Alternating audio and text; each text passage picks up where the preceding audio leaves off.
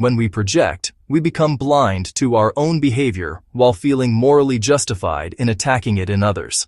And this is how ordinary people commit extraordinary cruelty while believing themselves to be righteous. And history is full of examples of this dynamic, because the most violent movements are often fueled by people who believe they are pure. So what is the alternative? The alternative is not despair, nor cynicism, nor moral collapse, but integration, which is a fancy word for something very simple. Allowing ourselves to know what lives inside us without acting it out blindly and without pretending it does not exist. And this is not easy because it requires humility.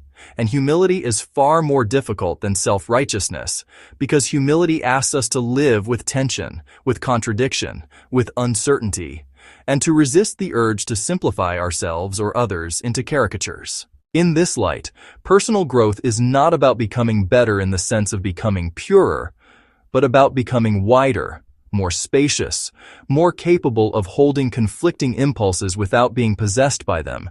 And when someone tries to coerce you into a role, tries to define you, tries to trap you emotionally, the real work is not just to resist them, but to ask yourself, what part of me is responding to this?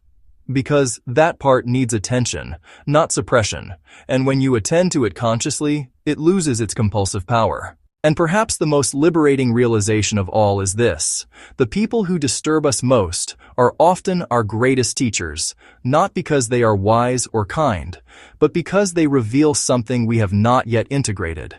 And once that lesson is learned, the relationship often loses its intensity, not because the other person changed, but because the hook is gone, and without the hook, the dance cannot continue. So, when you find yourself caught in a pattern where others seem to draw you into behaviors you don't recognize, instead of asking only, "Why are they doing this to me?"